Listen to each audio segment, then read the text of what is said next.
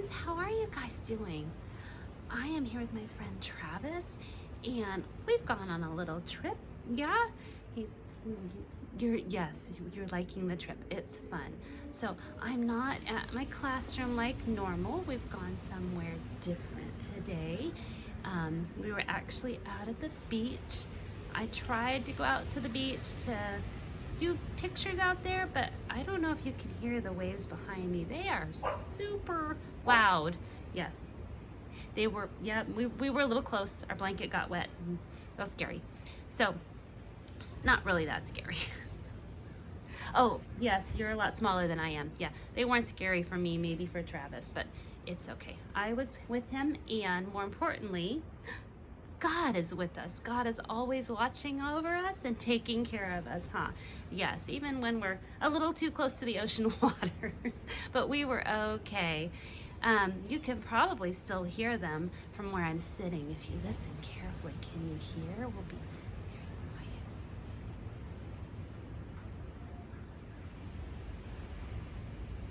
Can you hear those? They're beautiful waves crashing on the beach up there. Yeah. And friends, we were talking about, in our Bible lesson, we've been talking about the life of, do you remember? Anyone remember?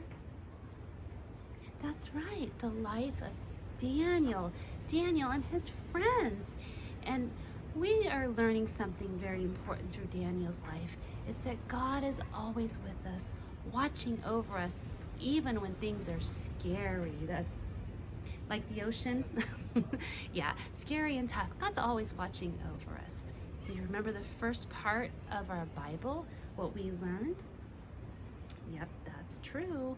We learned that Daniel, remember, he had to pack up, and they said, come on, you're moving to Babylon. And he had to pack up with his friends.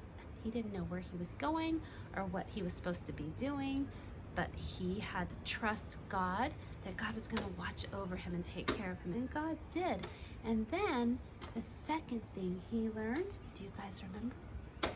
That's right, Daniel had to go to school, and he had to learn new things at school, and some of the things weren't what God wanted him to do, and he had to be brave enough and bold enough to say, I'm going to still listen to God and obey the laws of God over the laws of man.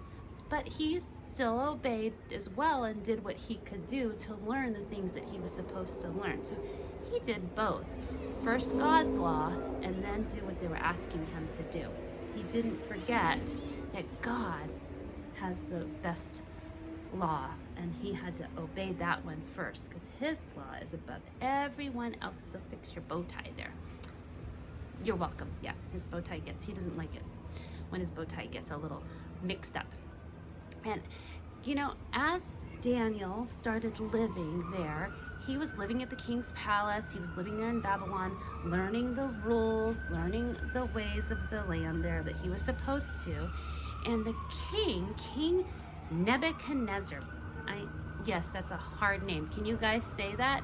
King Nebuchadnezzar. It is a hard name to say.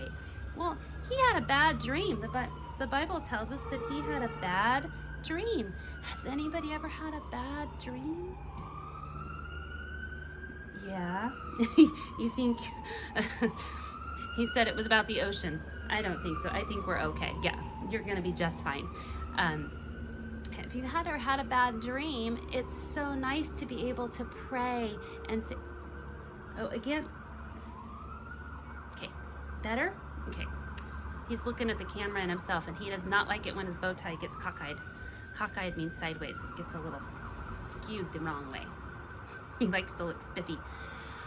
He had a bad dream, and King Nebuchadnezzar didn't know God, and so he just started asking, like, hey, I need help.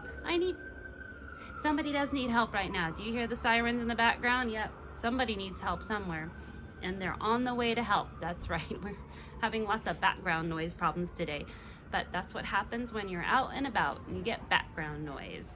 So, but King Nebuchadnezzar, he started to cry out for help, and he was saying, help, I don't know, I'm scared. And people all over the palace came, and they didn't know what to do. They didn't know what his dream meant. His dream scared him, and they did not know what it meant. Well, Daniel heard about it, and he started to pray. And he said, God, help me help the king so that I can help show how much you care and how much you love us. Help me do the right thing. So Daniel went boldly to the king. He was brave. And he said, King, I know God can help me with interpreting your dream. Yeah, he was brave because he knew that God was with him and watching over him. And so it did. It turned out that the king Nebuchadnezzar told Daniel all about his dream, and he was able to help him and in turn help the people. And that is a good thing. That's what God has us to do. Sometimes God places us in situations and we don't know what's going on, but he puts us there to help other people. He has a plan. He's always watching out for us, and he's always taking care of us. That's right. God sometimes just puts us somewhere and we may go, why am I here? And God says, just wait, I have a plan.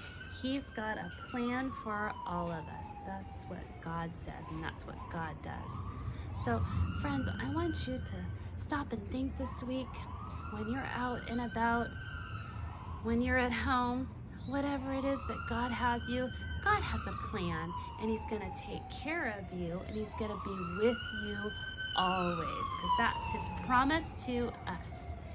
And hopefully those sirens will stop. Yep, they're going to help whoever needs help. That's what their job is. And we can again listen. Oh, can you guys hear if we're quiet and there's no background noise? I don't know if that's going to happen out here. There's lots going on, but maybe we can hear the ocean again as we go away and say goodbye. Can you guys hear the ocean? Listen carefully.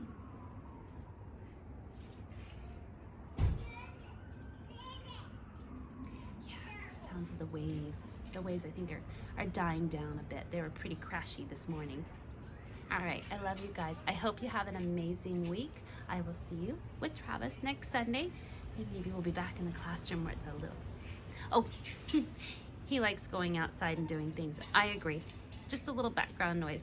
All right, love you guys. Have an amazing week. Bye.